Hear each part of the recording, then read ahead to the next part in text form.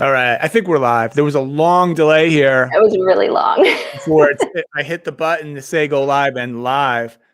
Who knows? Hope we're live. Karen Hunter, welcome back to the HR Happy Hour Work Break. It's been a while. How are you? It has been a while. I'm doing really well. Keeping busy.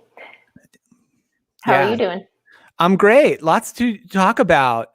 First off the top, I wanted to say this morning, we posted our HR Happy Hour podcast Trish and I did with Gretchen Alarcon, now at ServiceNow. Yes. Long-time HR Happy Hour show guest. First time she's joined us since she's made that jump to ServiceNow. Really good show. I hope folks check it out. I enjoyed it quite a bit, and it's out on the feed today. And then earlier, actually just before this, I finished recording with the authors of a new book called Workforce Education, A New Roadmap, two fellows from MIT who were great on the show. We're geeking out a little bit about labor market stuff, but it's more than that as well. So it's a super show. So you can check that out next week on the pod. So yeah, good stuff going on the pod. Sounds great. So Karen, I don't know if you saw the show on Friday that we attempted to do the 200th show. Yes, I actually thought it was bad on my end. So I just moved. I didn't have my internet set up at that point. So I was running it off of a hotspot. And I thought the problem was me at first, and then realized, it probably wasn't. So the show crashed out on Friday, and we kind of did a take two and did the 200th episode. Trish and I did yesterday. God, that seems like a long time ago, but that was actually yesterday, wasn't it? It was. But I do have my notes from last Friday that I had wrote down and I never got to. So I'm going to run through them quick, Karen. Okay. You can indulge me. The JOLTS report, labor market report, job openings and labor turnover survey report came out at the end of last week. Karen, if you had a guess, how many jobs are open as of the last day of January in the United States, according to the Bureau of Labor Statistics? How many open jobs are there, would you say, in our country, our fine land? Oh, I wouldn't even know. 1 million. I don't know. Probably wouldn't win that. It's more than that. It's 6.9 million total job openings. That's not that far off the all-time high for this survey. It's about 1 million shy from where that peaked before the pandemic. That's pretty crazy. So the labor market's rebounding little by little each month. And there's about 1.5 officially unemployed persons competing for each job. There's about 10 million people still unemployed officially, even if there's probably more people that are not really counted in those statistics for a variety of reasons. But yeah, it's slowly but surely the labor market's getting better, which is good. But it's unequal, and some of that inequality in the labor market, actually, we talked about on the show I recorded today with the fellows from MIT. So you can dig into that more there. But I'm going to ask you the question I was going to ask Trish on Friday, which you didn't ask. We were about ready to head into daylight savings time weekend. What do you think of daylight savings time? I actually enjoy it. I like when it goes back and forth. I am ready for this extra hour of daylight, though, in the evening. I am a summer person, so to me, it kind of, even though I lose an hour of sleep, it signals to me like summer's coming. That's my moment. So I love it.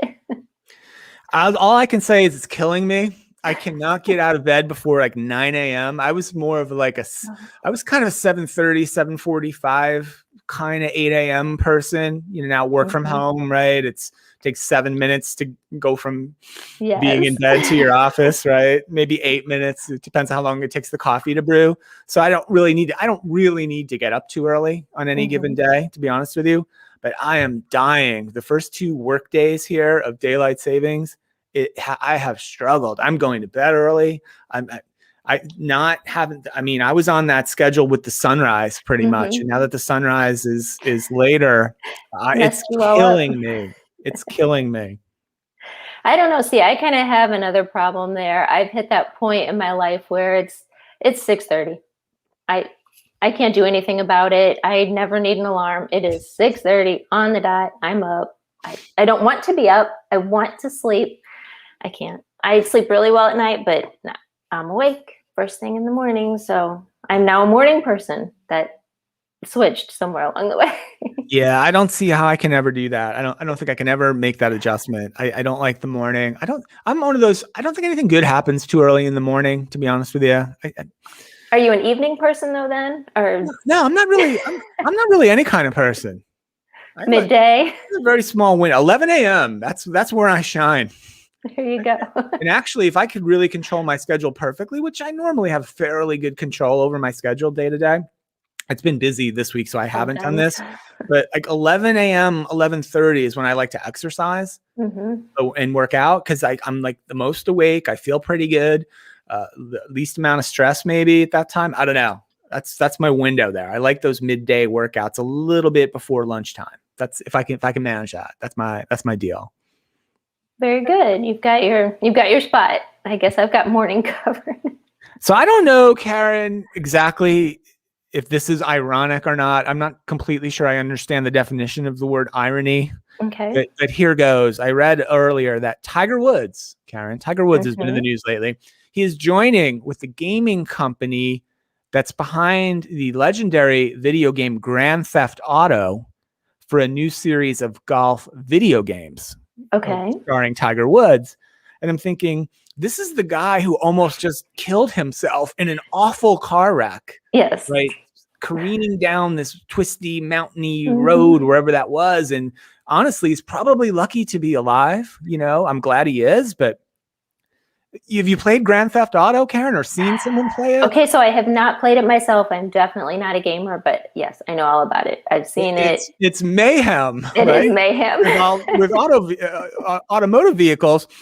And I thought, wow, that's kind of weird and interesting timing. And then I thought, that's probably the only way, if they can incorporate some of the elements of Grand Theft Auto into a golf video game, that would be the only possible way I could be interested in golf at any level.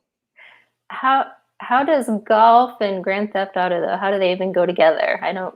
They should. I hope they make golf a little more interesting by incorporating some Grand Theft Auto content in there, because otherwise it's just awful. We'll have to watch. I agree. You know, golf is really good on like a Sunday afternoon. You want to take a nap? Just turn on golf. A good sport to nap. And put you right to sleep. Oh yeah, they talk really quiet. It's just got that kind of a lull to it. So it's great. It's perfect for nap. Oddly enough, Karen, I have one more golf item. Apparently, I'm not a golf fan. You told this at my other podcast, Golf Daily, that I'll start doing soon. So we got a pitch. We get a lot of pitches, Karen. You sort of run the HR Happy Hour network in many ways, and you control a lot of it. You kind of keep it flowing, keep it going. You work with a lot of the folks who want to be on the show or pitching us for various things.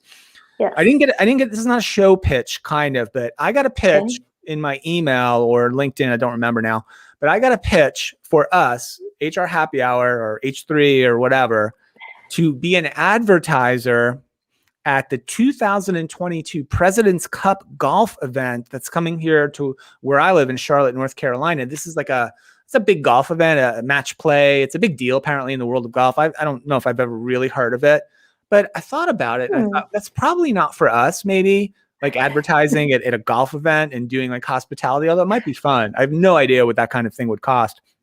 But then I thought, Karen, which would be cool, and I still want to make this happen someday. I want at least to have one race in the NASCAR series where somebody runs the HR Happy Hour or the H3 HR Chevy. Like I want that. Absolutely. I want the logo plastered on the hood of one of those cars. I'm all for it. Absolutely all for it. Let's get rid of the golf. Let's go NASCAR. I also don't know what that costs. Probably a lot. A lot of money. Just one race. I'll start working on that. All right. Can you work at that? You're our business manager. Can you make some inquiries? Totally do that. Pull some strings. Yeah. Yeah. I love NASCAR. Let's do it. Oh, I do too. I'm in. That's why I said it. I'm a NASCAR guy. I used to be a NASCAR guy years ago. I got way out of it. I only really got back into it because of the pandemic, because they were the first major sport here in the US to actually start competing again. Do I actually get to pick like the guy though who's driving the car? I think if you pick someone we've all heard of, it's going to cost quite a bit more. I'm going to guess that's true. Yeah, that's probably true. All right. On that note, Karen, that's your assignment. Get us on a NASCAR I'll car. be on it. All right, everyone. Thanks so much for listening to the HR Happy Hour Show Work Break. Check out the HR Happy Podcast. hrhappyhour.net is where it all is. And I have a banner. There it is. There it is. Go there. Right there. All right. Thanks so much, everybody. We'll see you back here tomorrow. Bye, everyone.